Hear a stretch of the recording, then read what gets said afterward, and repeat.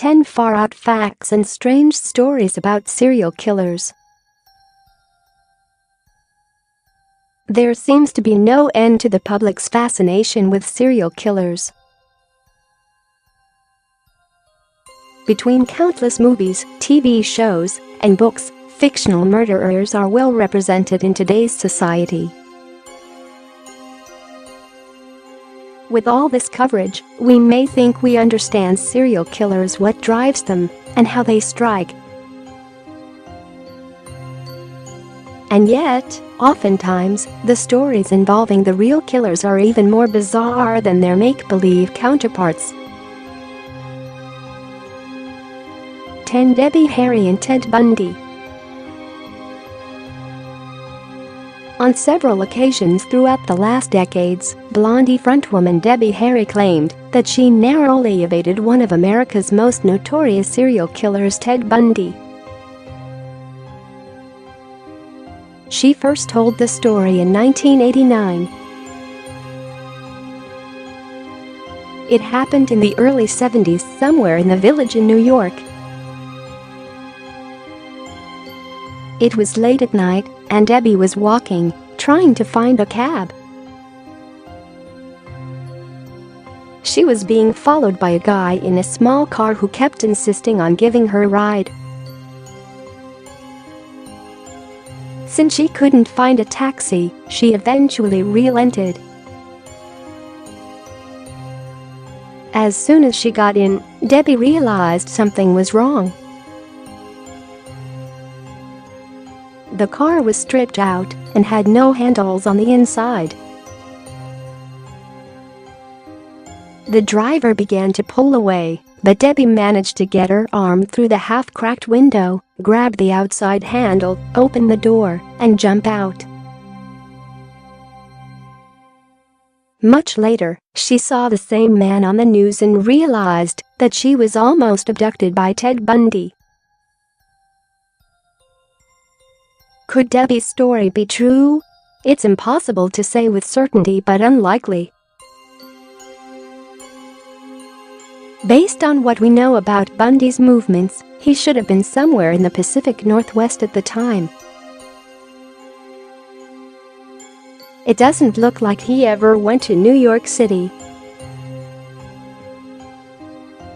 Furthermore, Bundy was never known to drive a special kidnapping vehicle, preferring a standard Volkswagen Beetle.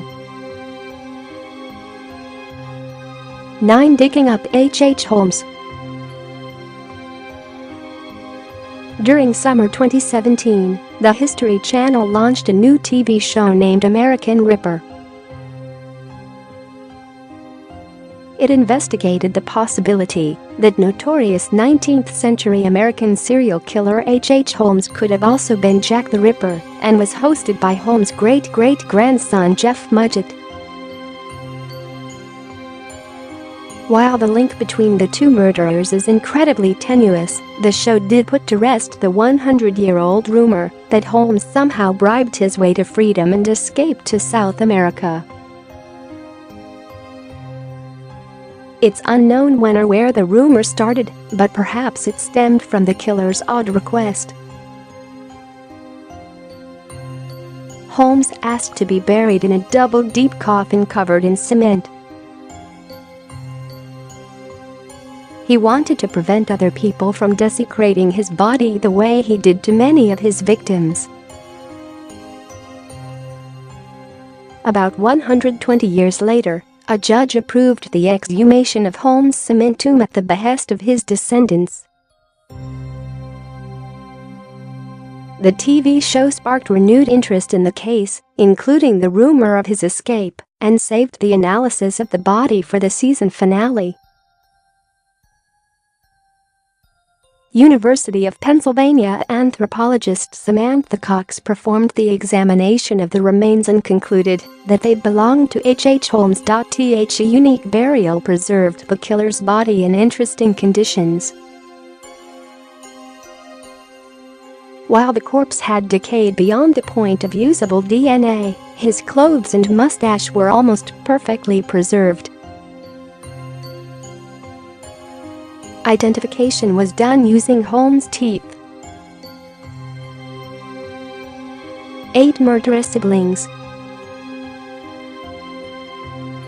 When you stand accused of 6 murders, you typically become the black sheep of the family. That's not necessarily the case for Baron Jonathan Nakataludina, a Peruvian migrant worker who allegedly killed 6 people in a string of home invasions in Kumagawa, Japan. That's because his big brother is considered the most prolific serial killer in the history of Peru. Between 2000 and 2006, Pedro Pablo Nakataludina killed 25 people and became known as El Apostol de la Muerte. He walked the streets of Lima and waited for God to tell him which people to kill, usually targeting prostitutes, drug addicts, and homosexuals. He was eventually convicted of 17 murders and sentenced to 35 years in prison. Around the same time, several of his siblings, Veron included, managed to migrate to Japan for work. According to their sister, Maria Espejo, Veron was very disturbed to find out about his brother's crimes. After Veron went back to Peru to visit Pedro in prison, she said that Veron returned a different man. He became a recluse, hardly ate anything, and complained of everybody being angry with him. Eventually, she lost contact with him. A decade later, Veron Ludina was the prime suspect behind a 3-day killing spree in Saitama Prefecture. He subsequently suffered a fractured skull after a second-story fall while being pursued by police and tried to commit suicide. The family claimed that both brothers suffer from paranoid schizophrenia. 7 light heavyweight champion and serial killer. Throughout the early 1960s, London was plagued by a series of prostitute killings known as the Hammersmith nude murders. Since all the victims were found naked, the media dubbed the killer Jack the Stripper. A few dozen people were named as suspects in the killings, including a Met detective, a police superintendent, and a security guard named Mungo Ireland. But the most intriguing suspect is former boxing world light heavyweight champion Freddie Mills. The accusation comes mainly from reformed gangster Jimmy Tippett. He is a former member of London's underworld, and his father was a boxer well acquainted with Mills. Therefore, Tippett claims to have interviewed many knowledgeable sources who were aware of Freddie's penchant for inflicting pain inside and outside the ring. However, none of them set anything on the record. The belief in Mills' possible involvement was spurred on by his suicide in 1965, which, perhaps coincidentally, happened a few months after the last Hammersmith murder. Since then, many theories have arisen which allegedly explained his death. One said that Mills was actually murdered by gangsters over unpaid debts. Another said that the former boxer was actually bisexual and was depressed over the death of his lover, British crooner Michael Holliday. According to Tippett, Mills killed himself because he knew that he was about to be arrested for the murders. The detective in charge of the suicide, Nipper Reed, dismissed Freddie Mills as a candidate. Red said that any possible confusion could have arisen from the fact that the police's main suspect at that time was also a former boxer in his 40s who committed suicide in 1965, the aforementioned Mungo, Ireland. 6. Serial killer versus mass murderer. Notorious inmates pose a problem for prison officials because they have to deal with increased scrutiny from the outside world and, at the same time, protect these criminals from other inmates who might want to harm them. In 1994, New York Supermax prison at Attica Correctional Facility had two infamous residents who didn't get along: serial killer Joel Rifkin and mass murderer Colin Ferguson. Rifkin killed up to 17 women, most of them prostitutes, and Ferguson was responsible for the 1993 Long Island Railroad shooting, which left 6 people dead and almost 20 injured. The argument between the two inmates started for a silly reason. Ferguson got angry that Rifkin wouldn't be quiet while Ferguson was using the telephone. From there, the altercation diverged into bragging about their crimes. Ferguson taunted Rifkin for only targeting women, while he wiped out 6 devils. Meanwhile, Rifkin asserted that his kill count was much higher. From this point, the argument escalated into a fight when Ferguson attacked Rifkin. Neither inmate was seriously injured. A similar instance happened 2 decades earlier, when California killers Ed Kemper and Herbert Mullen shared adjoining cells. There were no physical altercations because Kemper towered over the diminutive Mullen, but the co-ed killer Kemper did describe instances of conducting experiments such as behavior modification treatment on Mullen. 5. From hero to homicide. In 1991, Tracy Edwards helped authorities capture one of the most infamous serial killers in U.S. history. Edwards was walking the streets of Milwaukee half-naked and handcuffed after managing to escape the house of Jeffrey Dahmer. Afterward, Edwards took police to Dahmer's apartment. That is where the latter raped, killed, dismembered, and ate 16 victims over a 4-year period. Edwards' story made front-page news all across the country, and he was hailed as a hero for helping to stop the murderous reign of the Milwaukee cannibal. 2 decades later, though, Edwards was arrested and charged with homicide. Unsurprisingly, the Dahmer experience changed his life forever. Since then, Edwards has had several drug-related run-ins with the law and has moved around from one homeless shelter to another for at least a decade. Edwards hit rock bottom in 2011 when he was accused of throwing a man off a bridge to his death. Police later determined that Edwards was involved in a fight with 2 other homeless men. One of them fell off a bridge and drowned. In the end, the other person was charged with reckless endangerment, while Edwards was sentenced to just 1.5 years in prison for aiding a felon. For it runs in the family. The Belanglo State Forest in New South Wales, Australia, served as Ivan Millet's killing grounds in the early 90s.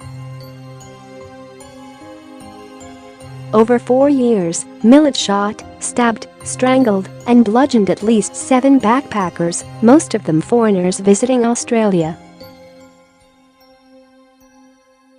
He was apprehended in 1994 and is currently serving multiple life sentences. In 2012, his great-nephew Matthew Millett stood accused of a crime which had the cold brutality of his uncle. Matthew and his friend Cohen Klein killed 17-year-old David Auchterlonie on his birthday by striking him in the head with an axe and recording the attack on a mobile phone. The teenagers lured David to the Belanglo State Forest, the same place where Ivan Millett preyed on backpackers 2 decades earlier. Matthew Millett, who was also 17 at IMN at the time, committed the murder while Klein filmed, and the pair later posed for pictures with the body. According to Judge Jane Matthews, Millett later gloated about the kill by writing poems and, at one point, saying, "That's what the Milletts do." Millett and Klein were subsequently sentenced to 43 and 32 years in prison, respectively. 3. The Trial from Hell. The trial of Richard Ramirez, the killer known as the Night Stalker, became almost as notorious as his killing spree. He was known for performances meant to draw the spotlight on him, such as screaming "Hail Satan," drawing pentagrams on his hands, or smiling and waving at relatives of the victims. At one point, there was a genuine concern that Ramirez could shoot the prosecutor during courtroom proceedings and then turn the gun on the crowd. Jail employees overheard him bragging about having friends who could sneak a weapon to him. Subsequently, a metal detector was installed outside the courtroom, and all participants were searched before entering. In the end, the trial cost over $1.8 million, making it the most expensive one in California history until the O.J. Simpson trial in 1994. And yet, it could have been even costlier since it almost resulted in a mistrial after the murder of a juror.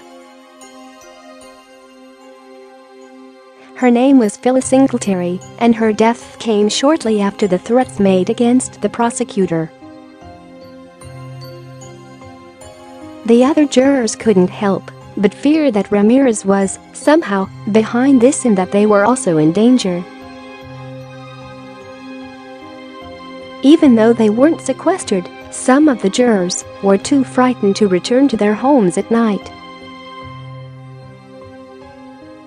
In the end, it was revealed that Singletary's murder had no connection to Ramirez.